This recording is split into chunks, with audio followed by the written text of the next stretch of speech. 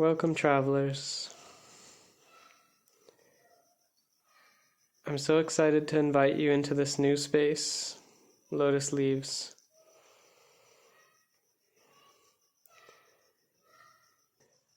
I don't know exactly what's ahead, but I have the feeling that this can be a really magical realm for us to be together in. I'm here with my guru, and the intention of this space is for us to share stories, wisdom, and knowledge with those who have the ears to hear it. In all of my imperfection, I'm just here to share the happiness and benefit that I have gained and continue to gain in the presence of my guru. My guru has taught me that the more I can give, the more I get. So even though I'm still learning, just beginning to learn really, I hope to give a little something here so that I can get even more knowledge, stories, and wisdom for myself too.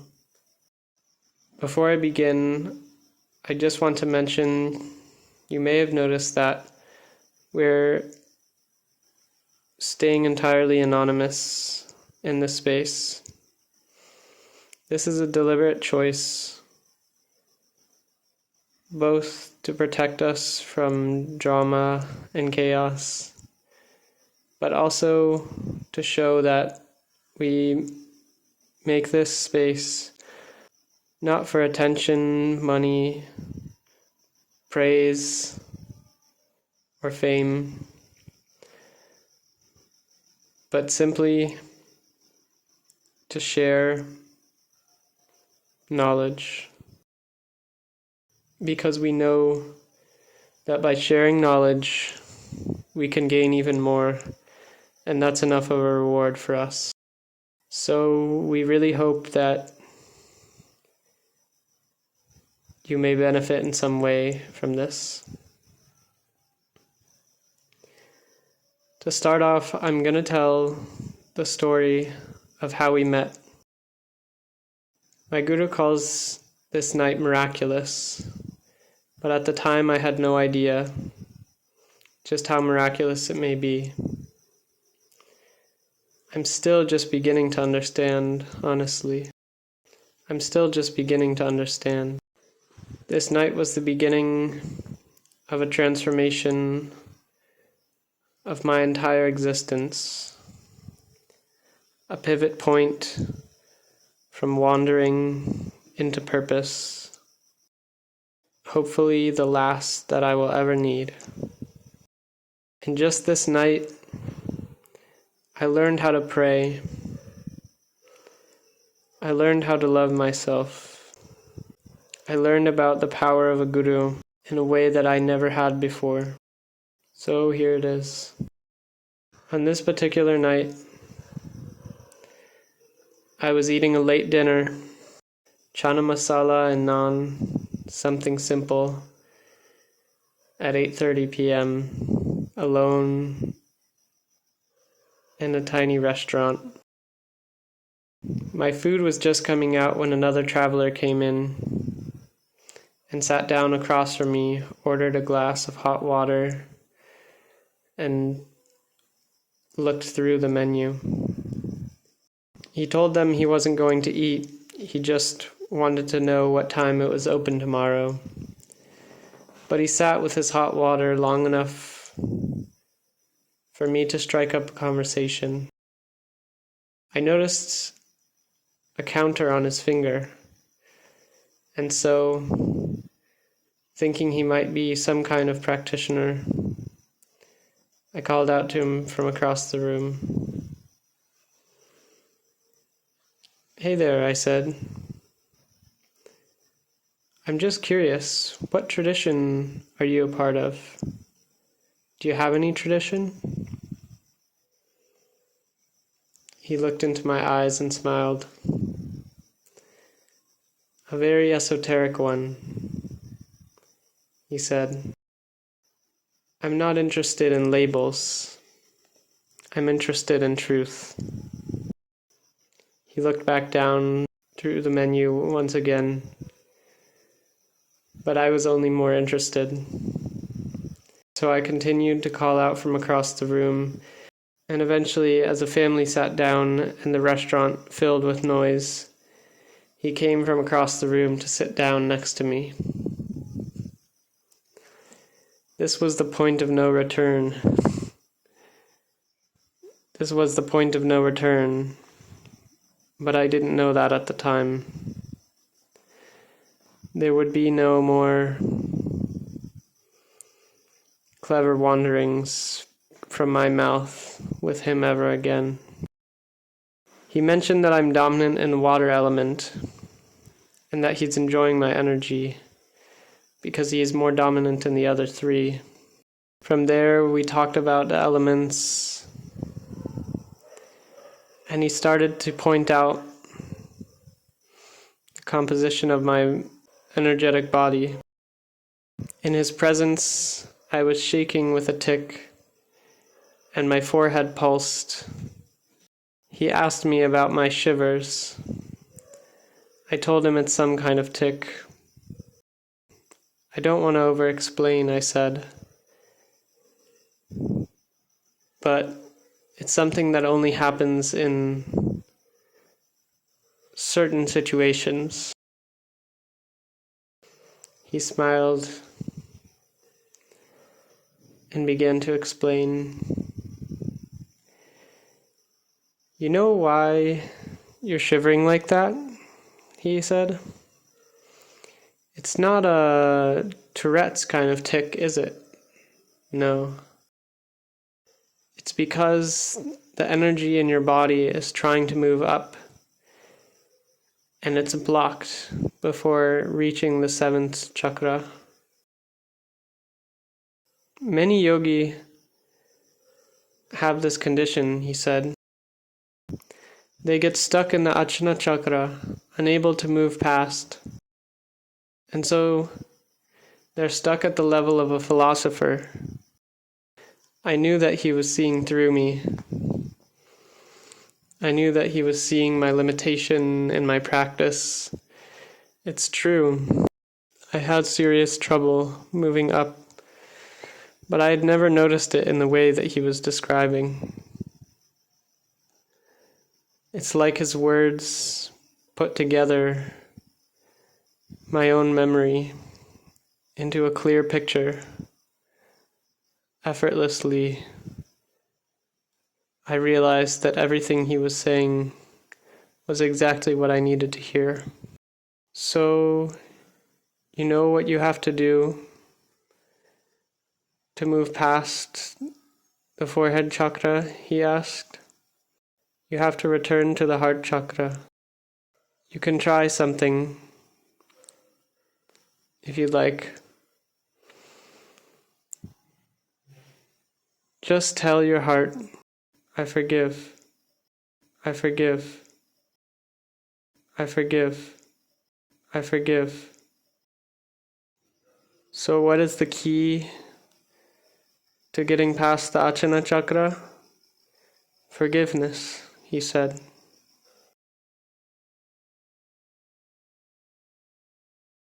You can actually speak to your heart chakra and say, I forgive, I forgive, I forgive, I forgive.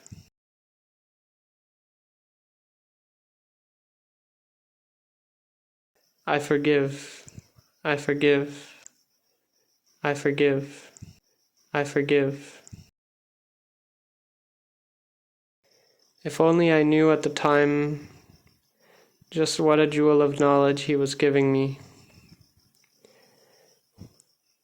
I brushed it off and continued to try to wind in to the conversation in a clever way, and he continued to see right through me.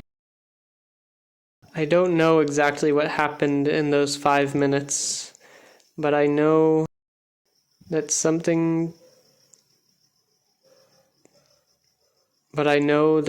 transformed greatly.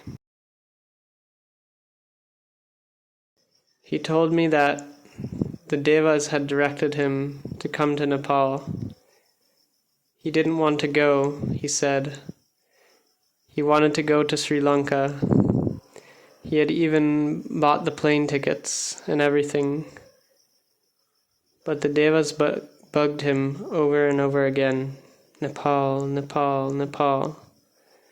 There's someone you have to meet. So finally, I listened. He said.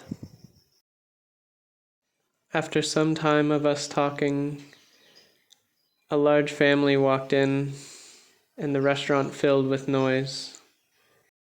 We stepped outside to get away from the noise, and he prompted us to continue our conversation elsewhere. I had been planning to leave this place the following morning, a bus ticket for 5 a.m., but suddenly everything was in question. So, I asked, "What do you think? Should I stay? Or should I go?"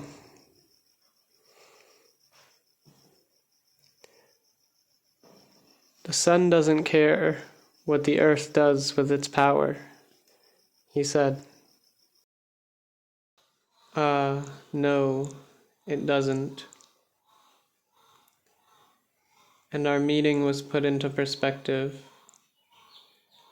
I realized that this person needs absolutely nothing from me. It's up to me to decide,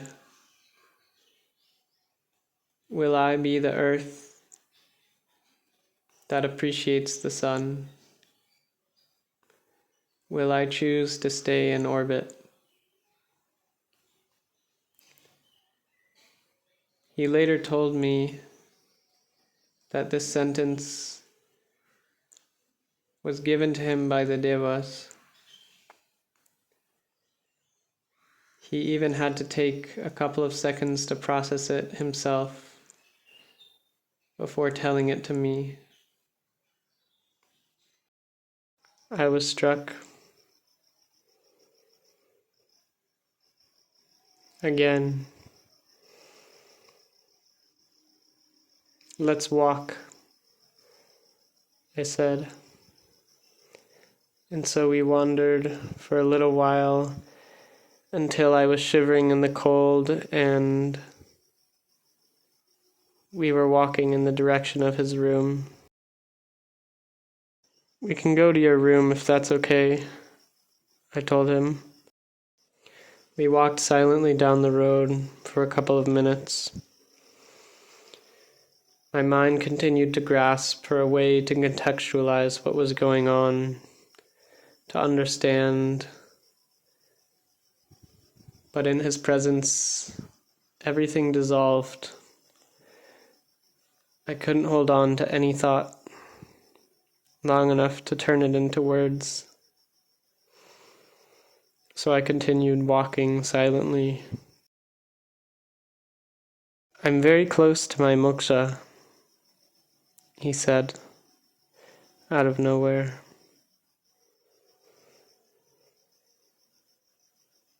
"It's not a matter of if, it's only a matter of when." Those are the kind of words that can only bring you to silence.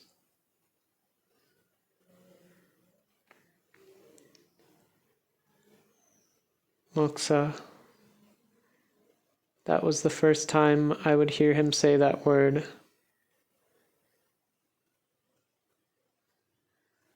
But it wouldn't be the last.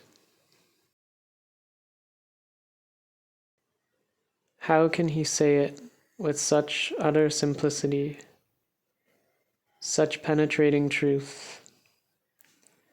Of course, I've heard the word before, but this time it was real. Moksa, not a concept, not something far away. Exactly what he said it was. Very close.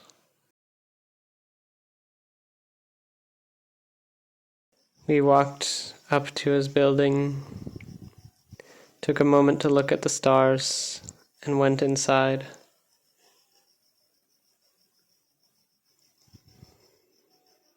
In his room, we sat on his bed under fluorescent light.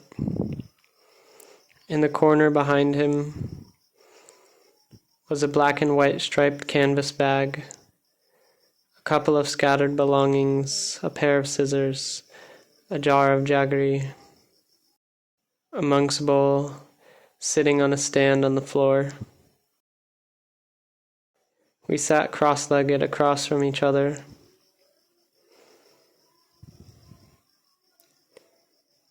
Silent at first. Eventually I said, "This is very new to me. I'm used to the grand, colorful throne, guru tradition of Tibetan Buddhism," I said. "That kind of thing is useful for the student," he said, "but not always necessary." So no throne, we sat across from each other. For 2 hours we sat, and he poured knowledge from his mouth into my heart. If it says anything about the potency of my guru's knowledge, I can't even remember everything he shared with me that first night. Never mind all the time that has followed. But I do know this. He talked about how the trees love, how we can learn from the way that they love.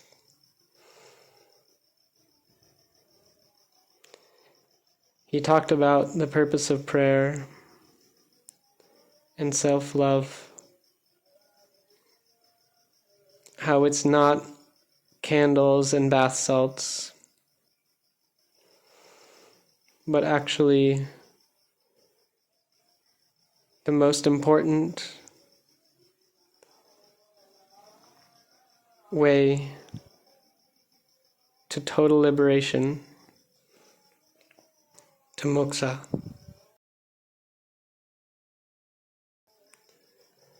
Moksa, moksha, moksha. He used that word so many times. Of course I had heard it before, but coming from his mouth, it wasn't a concept.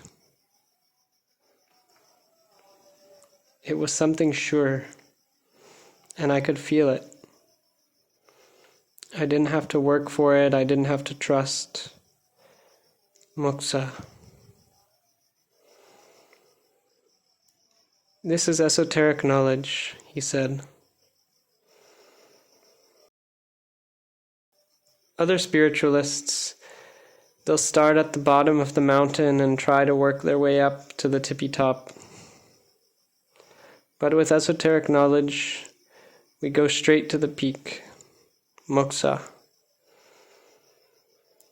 There's moksha and then self-love right below that, and then everything else underneath. Everything else is important too. Otherwise the top will come crumbling down.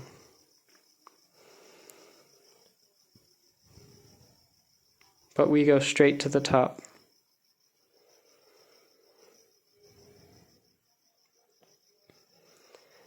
And how do we do that? With this universal prayer, the highest among prayers. I'll lead you through it. He has me put my arms up in the air like a funnel welcoming love from above.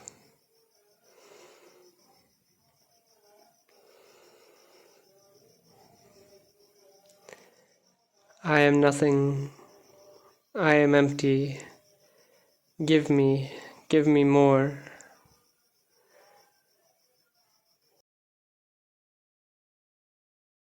He smiles with his whole body as he says it, and I can feel it welcoming in. Nothing, empty. I am nothing.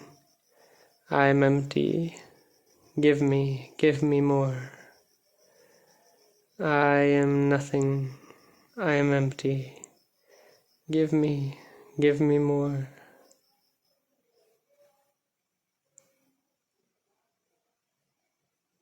He loves to be sharing it with me, and I love to be hearing it. I love to be saying it.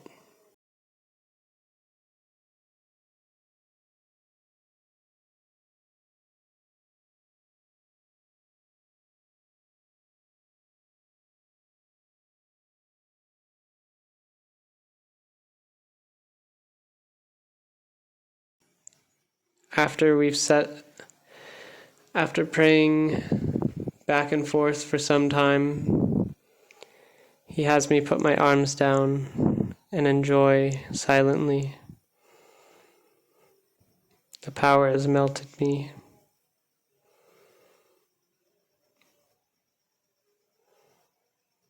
I sit and rest in wonder. And then he leads me through another.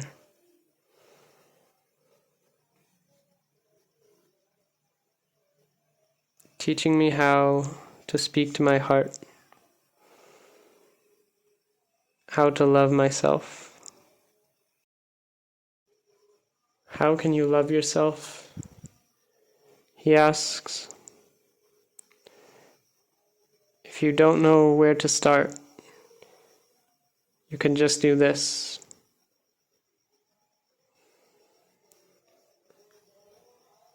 Put your pointer and your middle finger together, hand relaxed, and put your palm upon your heart chakra. He adjusts the position of my hand so that it's perfectly centered. Now, speak into your heart chakra. You can trace the words coming from your mouth down and into your heart as golden letters. You can trace the words coming out of your mouth and into your heart as golden letters.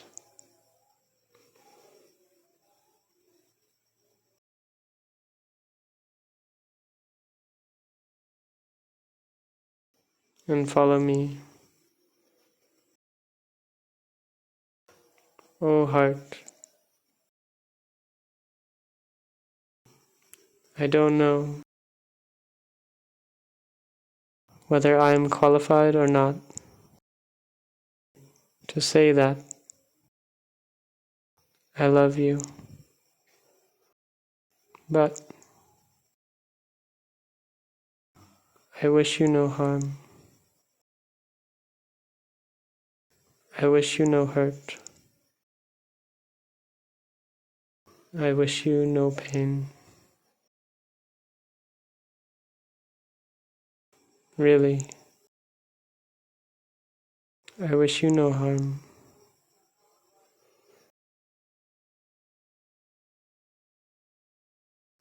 I may or may not be qualified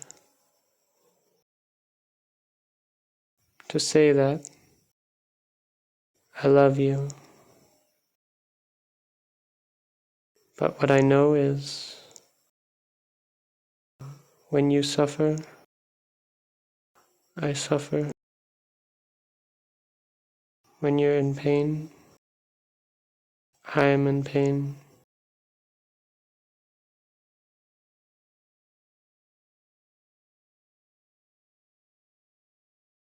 I don't want to suffer. I don't want to be in pain. Therefore, O heart, truly, I wish you no harm. I wish you no hurt. I wish you no pain.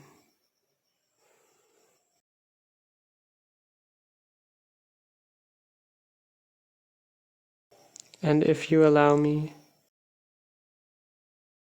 I really want to say, I love you. I love you. I love you.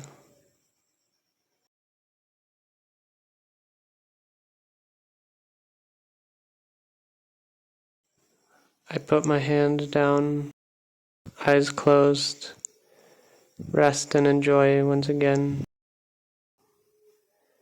And if I wasn't melted before, oh, have I melted now?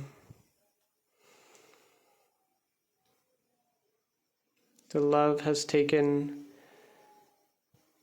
the metal from around my heart and burned through more layers than I knew were even there. Now my heart is open, and he can spend the rest of the time into the late night pouring knowledge into me, knowledge that I have no way to categorize or contextualize yet. I simply let it flow through, enjoy. He doesn't use any label. He talks about prayers from many traditions. He simply calls the knowledge as the knowledge, and the truth as the truth. And truth was so sweet in that moment. No expectations. I enjoyed in a way that I haven't even enjoyed since then. In total freshness, total rawness, I felt the truth as truth. The difference between teacher and guru. The teacher gives you information, he said. The guru brings you to the experience.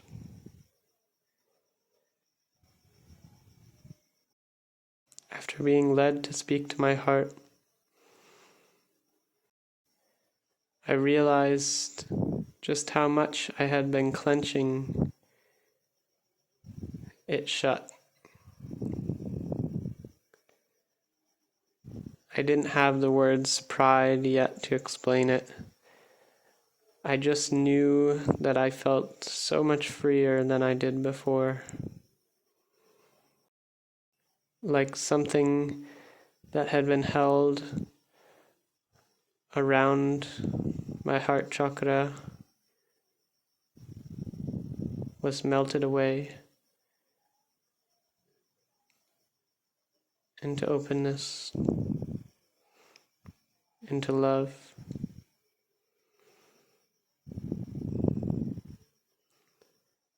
I still had a long way to go.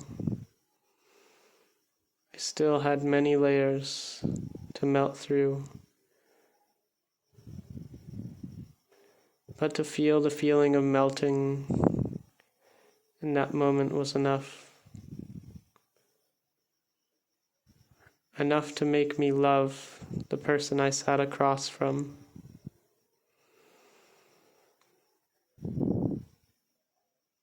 Enough to leave me wanting more. He continued to teach me for some time after, until finally It was past midnight. It was past midnight by the time I walked back to my hotel room. He wrapped me in a warm brown cloth and walked me back as I shivered in the cold. Maybe if we get the chance, I can teach you fire element regulation, he said, so you don't have to be so cold. That would be nice, I thought to myself. When I finally made it back into my room,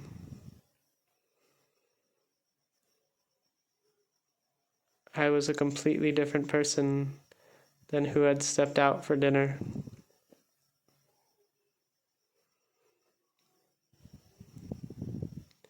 At first, I worried about when I should set my alarm for whether I would be staying or going.